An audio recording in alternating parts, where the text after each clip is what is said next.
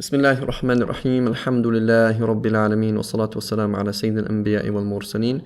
It's narrated from the great alim and specialist in inheritance, Zayd ibn Thabit, Sahabi of the Prophet ﷺ, that he said, the Prophet ﷺ said, نَضَّرَ اللَّهُ امْرَأً سَمِعَ مِنِّي حَدِيثًا فَحَفِظَهُ حَتَّى يُبَلِّغَهُ غَيْرَهُ فَرُبَّ حَامِلِ فِقْهٍ إِلَى مَنْ هُوَ أَفْقَهُ مِنْهُ وَرُبَّ حَامِلِ فِقْهٍ لَيْسَ بِفَقِيهٍ. He said, may Allah make radiant the face of any man who hears me say anything and memorizes it and conveys it to others. For it may well be that somebody who is carrying something of deep import, of deep understanding, that he carries it to somebody else who has a better understanding of that material than him. And it may well be that somebody who carries fiqh, carries something of deep import, he himself doesn't understand it. So this is a very, very, very important hadith. Very, very important hadith. It tells us generally, obviously, about the importance of conveying the hadith from the Prophet ﷺ and being accurate, because it says, Hafidhah, who remembers it, and conveys it to somebody else. But it also tells us something very, very important. Very, very important in Islamic, in our interaction with the Prophet ﷺ and in our interaction with the Sahaba.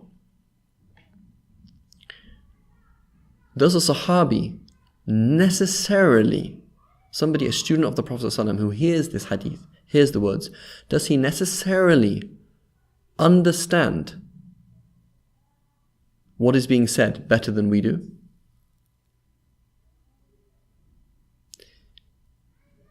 If I say something to somebody, they hear my words, they see me, my facial expressions, they might see a context. When they convey it to somebody else, it's just going to be the text, just the words. And so we might well assume, on a normal, it may well happen, that normally the person hearing something firsthand has a better understanding of what is being said, even if they convey the actual words to another person. However, that's normally the case. It's not always the case. It's not always the case. The Prophet ﷺ said, Rubba in Arabic means it may well be, it might happen. Don't say, well, I've understood what the Prophet ﷺ said, so that's enough. But rather convey it to somebody else, because they may well have a better understanding of what the Prophet ﷺ said. And we find that. We find that in the fuqaha. Right?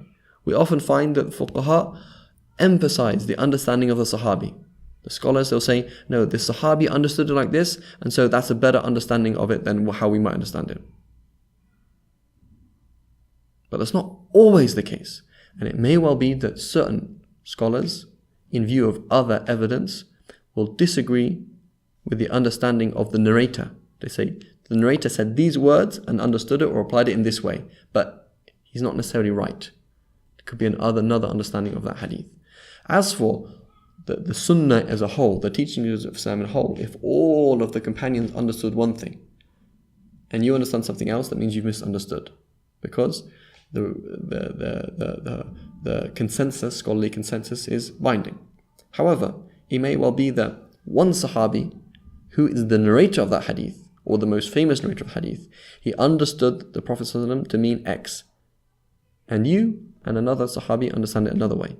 So what does that mean? It means that the importance of looking at the text, being critical of the text, looking at the words, and also it means that it may well be that a later scholar be given an insight into a hadith that no one else had before. It's possible. Not that they contradict what was said before, but they might be given an insight into something that no one before said. وصلى الله على سيدنا محمد وعلى آله وصحبه وسلم. You can learn more about this topic and any other religious disciplines or topics at Kiflayn.com.